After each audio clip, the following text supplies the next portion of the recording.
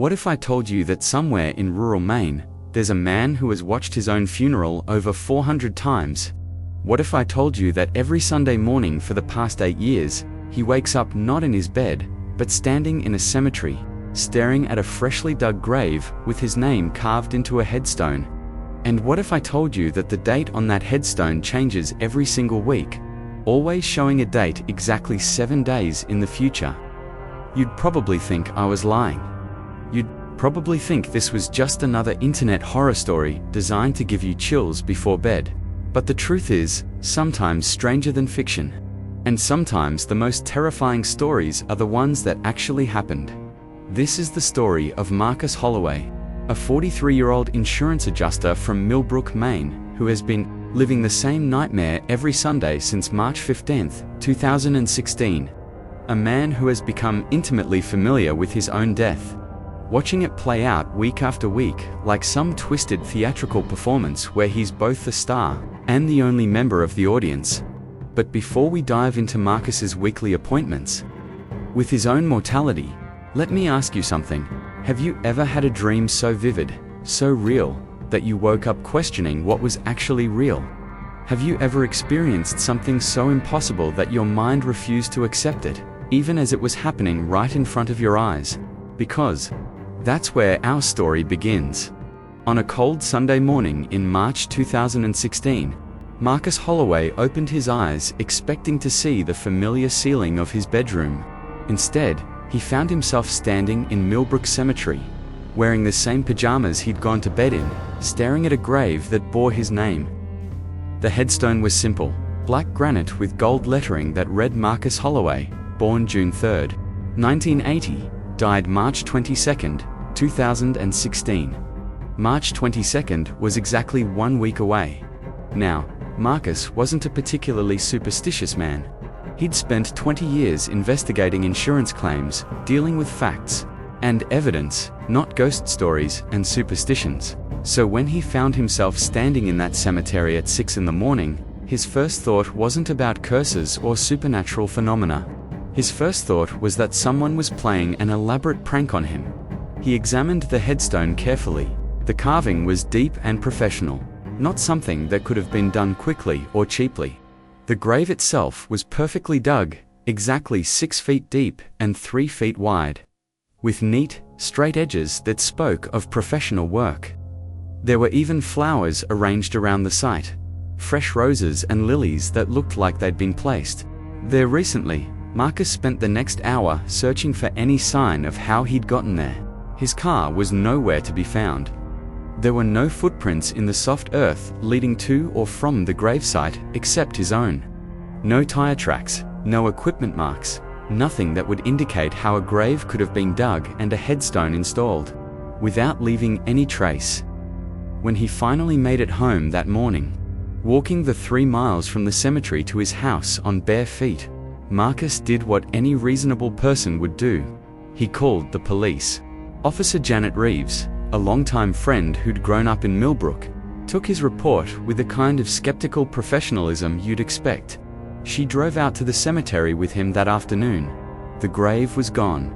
Not filled in, not covered up, gone, as if it had never existed. The ground where Marcus swore he'd seen his own grave was undisturbed, covered with the same patchy grass that grew everywhere else in that section of the cemetery. The headstone was nowhere to be found. Officer Reeves suggested that Marcus might have had a very vivid nightmare, possibly brought on by stress from his recent divorce. Marcus might have believed her. If it hadn't happened again the following Sunday, this time, the date on the headstone read March 29, 2016. Again, exactly 1 week in the future. Again, Marcus woke up standing in the cemetery at exactly 6 in the morning. And again, when he returned later that day with a camera and a measuring tape. There was no trace of the grave. By the third Sunday, Marcus had developed a routine. He set up a camera in his bedroom, pointing at his bed. He went to sleep wearing a fitness tracker that monitored his movement. He even had a friend call him at 5:30 in the morning to make sure he was in his bed. But every precaution he took seemed to fail. The camera would malfunction, showing only static from midnight until 7 in the morning. The fitness tracker would show him sleeping peacefully in his bed all night, even while he was standing in the cemetery. His friend would call and hear Marcus answer the phone from his bedroom, even as Marcus was staring at his own grave. The dates kept changing. April 5th, April 12th, April 19th. Every Sunday, a new date, exactly 7 days in the future. Every Sunday, Marcus would find himself watching his own funeral, because that's what he realized was happening during his 4th visit. It wasn't just a grave and a headstone. It was a full funeral service, complete with mourners, a minister, and a casket being lowered into the ground. Marcus would arrive just as the service was beginning, and he would watch, invisible to everyone present, as his family and friends gathered to mourn his death. The mourners were always the same people. His ex-wife, Sarah, crying quietly in the front row. His sister Jennifer, holding Sarah's hand and whispering words of comfort. His parents, looking older and frailer than they had when he'd seen them the previous week. His co-workers, his neighbors, people he'd known his entire life, all gathered to say goodbye to Marcus Holloway. The minister was always Father Mackenzie from St. Mary's, the church Marcus had attended as a child but hadn't set foot in for over a decade. The eulogy was always the same, focusing on Marcus's dedication to his work, his kindness to his neighbors, and the tragedy of a life cut short. The casket was always closed, always made of dark wood with brass handles, always covered with the same arrangement of white roses and baby's breath. Marcus tried everything he could think of to interact with the scene. He tried calling out to the mourners, but they couldn't hear him. He tried touching them, but his hands passed right through them, like they were made of smoke. He tried interfering with the service, standing in front of the minister, or blocking the path of the pallbearers, but they walked right through him as if he wasn't there. The only thing that seemed real, the only thing he could touch and interact with, was the grave itself.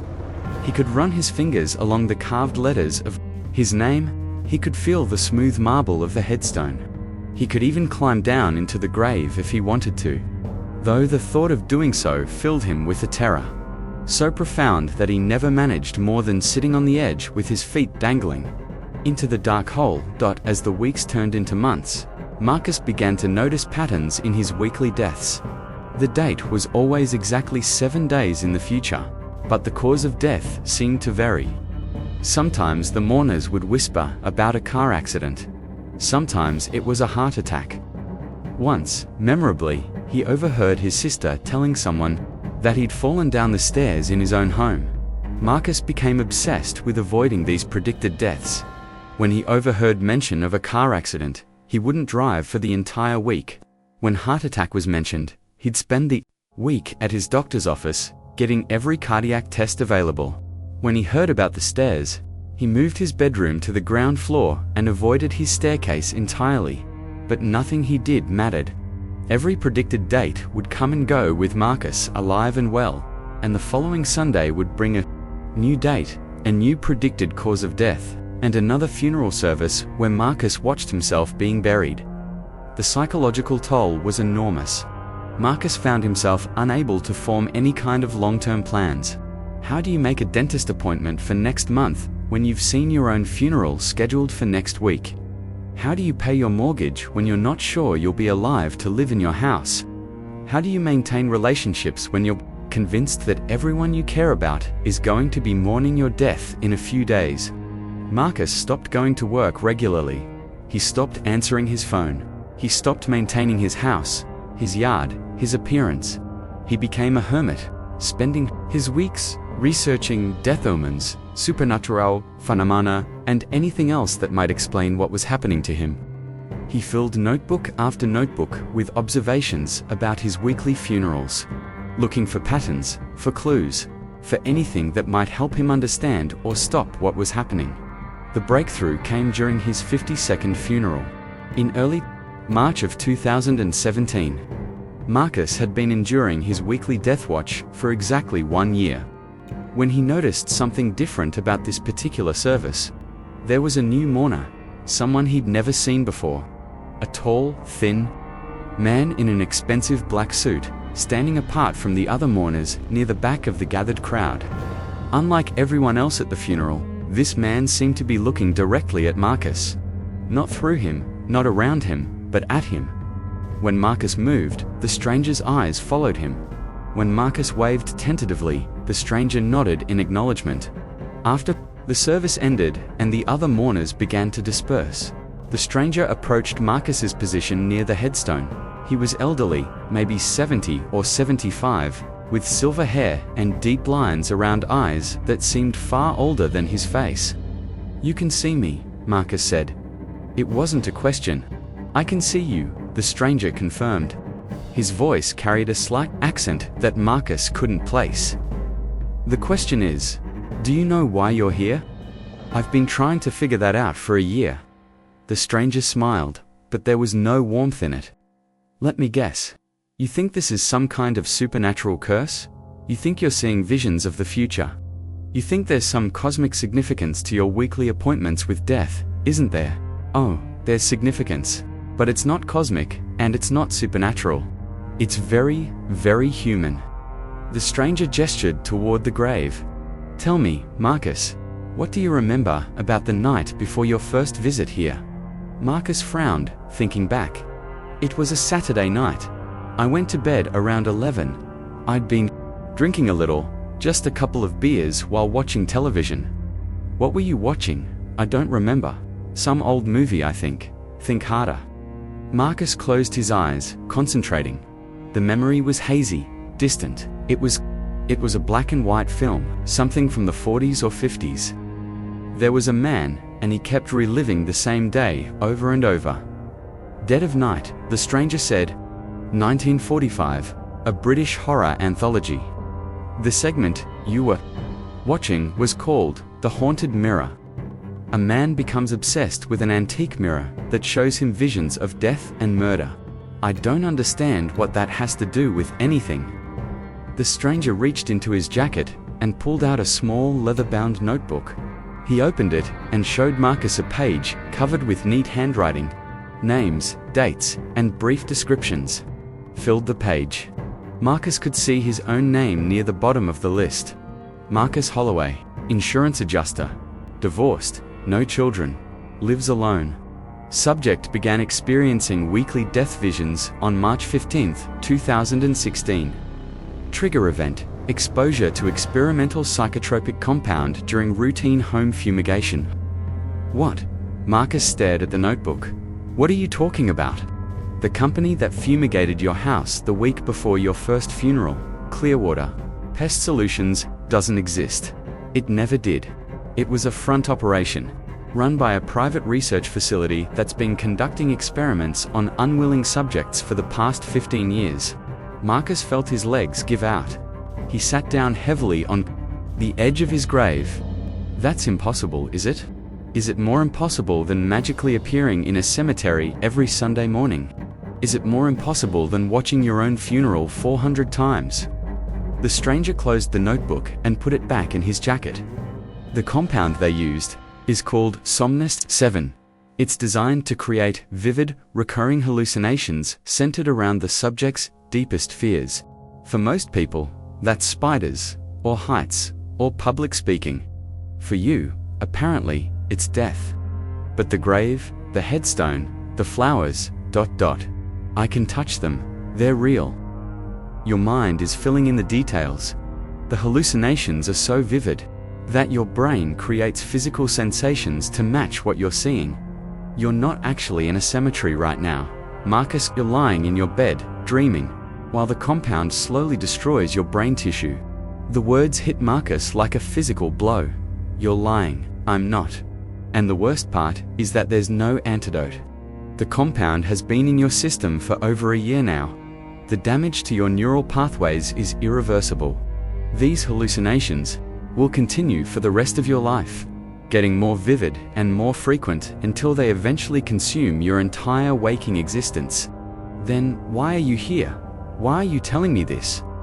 The stranger's smile returned, and this time it was genuinely warm, because I wanted to give you a choice. You see, there is one way to make it stop. He gestured toward the open grave. All you have to do is step down into that hole. Let yourself fall. Your subconscious mind has been creating this scenario over and over because it's trying to tell you something. It's trying to show you the way out. Marcus looked down into the dark opening. For the first time in over a year, the thought of climbing down into his own grave didn't fill him with terror. Instead, it felt like relief. What happens if I do it? The hallucinations stop. The weekly funerals end. You find peace. And if I don't, you continue living this nightmare until your brain finally gives out completely. Could be months, could be years, but it will get worse. Much worse. Marcus stood up and looked around the cemetery one more time. The mourners were long gone. The minister had packed up his things and left. Even the funeral director and his assistants had disappeared. It was just Marcus, the stranger, and the open grave. "Will you stay with me?" Marcus asked. "I'll stay until the end." Marcus took a deep breath and stepped to the very edge of the grave.